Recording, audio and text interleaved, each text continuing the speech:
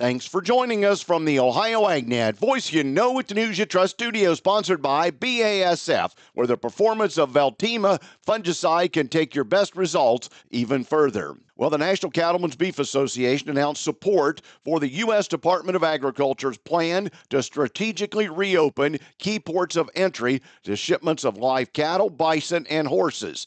This decision was made by Secretary of Agriculture Brooke Rollins following a New World screwworm assessment by USDA staff in Mexico and ongoing conversations between Secretary Rollins and the Mexican Secretary of Agriculture. NCBA and our state affiliates have spent months working with USDA to safeguard the U.S. cattle industry from the threat of New World screwworm. We strongly support USDA's five-pronged plan to fight the screwworm, which includes bolstering sterile fly production by renovating a facility in Matepa, Mexico, and by building a new fly dispersal facility at Moore Air Force Base in South Texas, said NCBA CEO Colin Woodall. This announcement to reopen key ports of entry is a measured, thoughtful approach by Secretary Rollins to allow some trade while also ensuring the American cattle industry is protected from this pest. Today's weather brought to you by Seed Consultants. Simply better performance online at seedconsultants.com. Here's the forecast. Some rain showers lingering through the first part of this morning. I'm Chief Meteorologist Ryan Martin. Let's take a look at your forecast update. All of this moisture, though, is trying to push off to the east and south. I think by midday to afternoon, we're going to be seeing in northern parts of the state with partly sunny skies.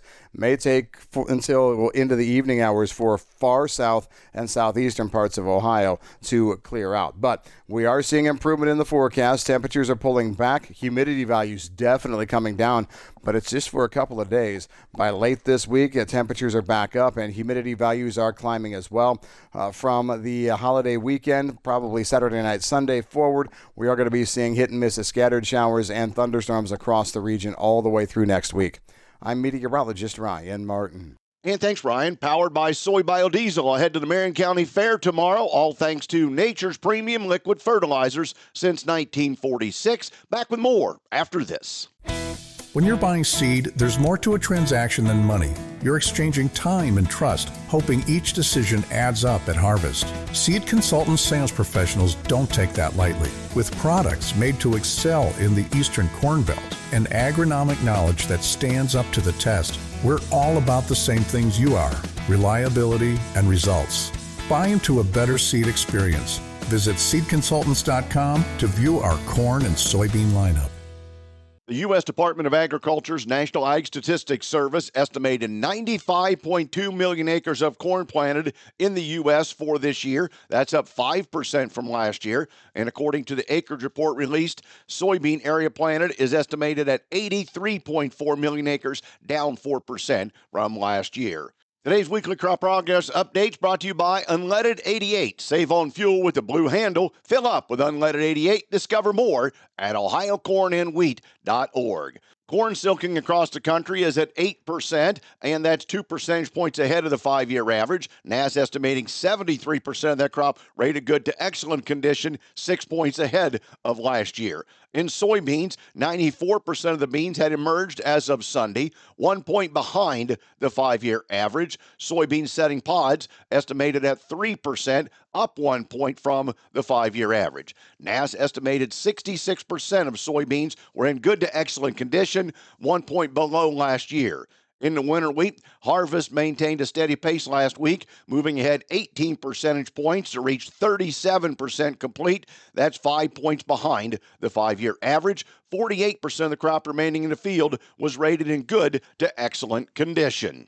Time now for the Midday Market Analysis, provided by Leist Mercantile and sponsored by Brandt, helping growers take control for over 70 years. This is Ryan Metzger with Leist Mercantile, providing you with your USDA Crop Progress Report update for the week ending June 29th. The USDA has reported that here in Ohio, our good to excellence improved 1% to now be 61% good to excellence. Soybean, Ohio good to excellence improving 2% to now be 59% good to excellence. Here in Ohio, 93% of soybeans have emerged and 5% are blooming. Winter wheat harvest here in Ohio, we have only seen remaining 14% of our wheat crop harvested. Please visit our website, licemercantile.com, to learn more about a grain marketing program and crop insurance services. And thanks, Ryan. Today's market's brought to you by Seed Consultants. Simply better performance online at seedconsultants.com. Well, the markets have had a day to think about all the reports yesterday, including the crop progress numbers.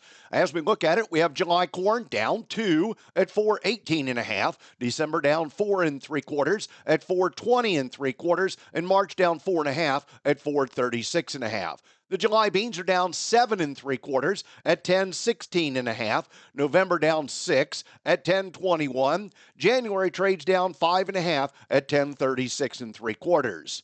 July wheat was up double digits, now up 6 1/4 at 535. September up 6.5 at 544 3/4. August cattle down 235 at 211.55. July lean hogs down 35 at 109.75. Thanks for joining us. This is the Ohio AgNet.